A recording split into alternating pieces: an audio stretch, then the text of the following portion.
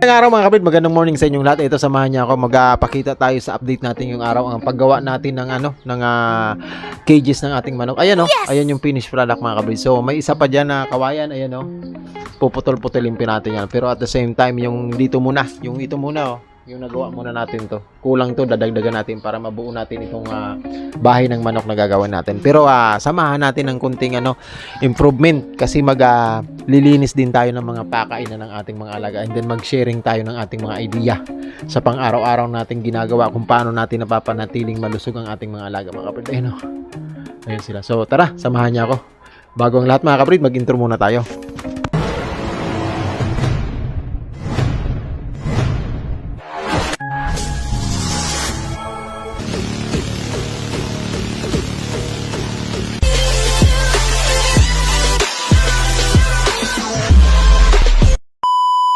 Magandang araw mga kabrid, magandang araw sa inyong lahat. Ito na naman po si GP, si Backyard. Ito na namang panibagong paglalathala na naman sa ating YT channel. Ang laman po mga kabrid ng ating video is yung mga paano natin binubuo ang ating bahay ng manok mga kabrid. Yung natin, yung standard size natin mga kabrid, yung sarili nating sukat. Paano natin proseso sa pagbuo nito. Mga bagay na ginagawa natin sa ating munting pagmamanok mga kabrid. Mga maintenance kagaya ng hygiene or kalinisan na nagdadala sa ating mga manok ng isang malusog nilang paglaki at sitwasyon mga kabrid, gaya ng paglilinis natin ng kanilang pakainan mga kabrid, pakainan, and din yung pagbabad natin ng Clorox sa kanilang mga pakainan ng pagkain, yung chicken cup na sinasabi. So ayan dito muna tayo mga kabrid. So ang laman mga kabrid ng video natin na ito is tungkol all about sa pag-aalaga ng manok. Ang mai-share ko ngayon sa araw na ito is kung bakit, at sasagutin natin ang mga katanungan kung paano ba gumawa ng isang DIY na kulungan ng manok. So ito, example po, GPC Backyard, gumagawa tayo ng bahay ng manok mga kabrid. Ang sukat nito is 26. Wow. Ginawa kong 27 kasi tatali-tali tayo, so kailangan may extension. So ayan mga kabrid, lilinisin ang isang tuyong kawayan gamit ang tuyong kawayang may tinik mga kabrid. Ayan bibiyakin natin yan, at syempre yung mga kanto-kanto kailangang linisin mga kabrid kasi yan, isa yan sa nagdudulot ng nagkakaroon ng diferensya mga paa, talampakan mga kabrid pag hindi malinis ng maayos ang ating mga gagawing pader, dingding at saka papag mga kabrid. So antimano, lilinisin ang tulo natin yan mga kabrid. Kakapakapain pa natin yan kung matutulis yan kasi syempre minsan isa yan sa nagiging dahilan kung bakit nagkakasugat-sugat ang ating alagang manok sa kanilang cages. Minsan mapansin nyo, bakit may something, bakit maga yung paa, bakit may sugat minsan, dahil po yan sa hindi natin maayos na gagawa ng chicken houses mga kabrid. So dahil DIY ito mga kabrid, mano-mano mga kabrid. Ayan wala tayong idea sa itsura na kalalabasan, basta ang alam natin ang sukat mga kabrid. So kung ano lang, dahil wala na tayong screen mga kabrid, dito na lang tayo sa mga kabrid, sa kung ano man ang kakayanan at availability ng ating paggawa or mga materialis mga kabrid. So ayan syempre hataw doon mga kabrid. Ayan ang ko lang naman mga kabrid is mailaga ko ang aking mga alagang manok sa isang maayos nilang kalagayan, yung may na maayos na kulungan, matibay, malinis, and then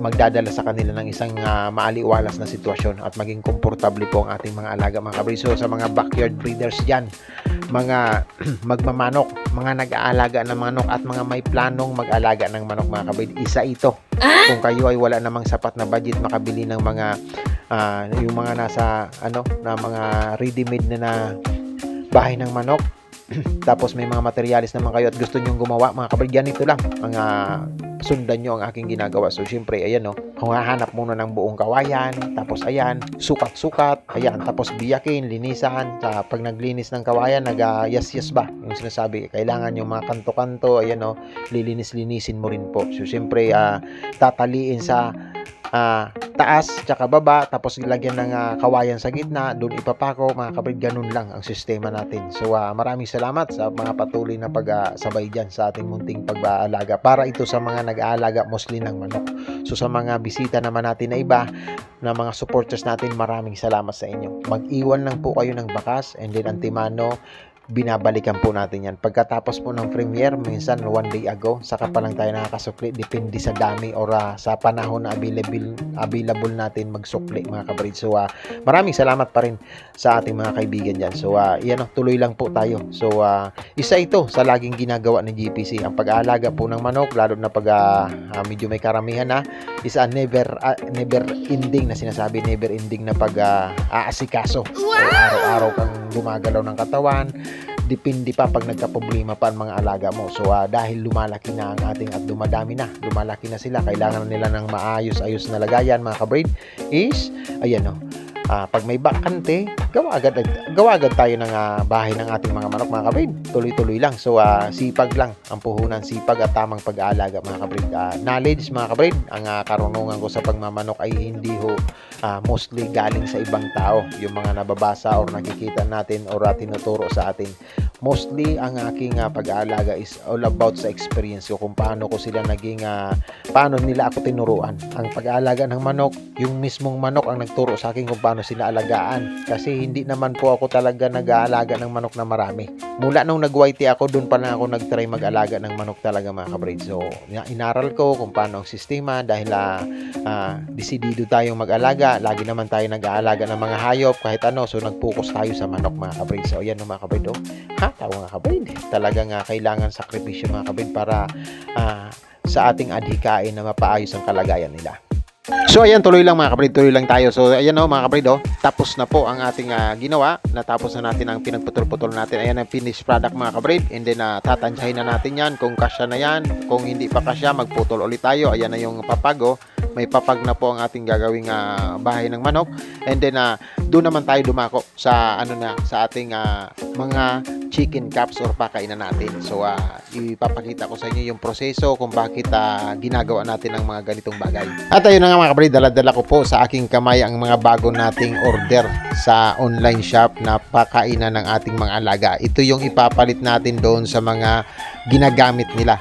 Tapos yung ginagamit nila mga kabrid, ilalagay natin sa balde, tapos lilinisan natin yan, and then ibababad po yan sa chlorine mga kabrid. So for the meantime, yung mga blue, ayan muna ang ibabaldi natin mga kabrid. Tapos yung sa kinsihan nating bahay ng manok, yan naman ang papalitan natin ang in-order natin mga kabrid. So ayan tara samahan niyo ako. Ipalitan muna natin sila. Paglagay mga kabrid, papalitan natin. So malilinis yan. May mga butas po yan mga kabrid.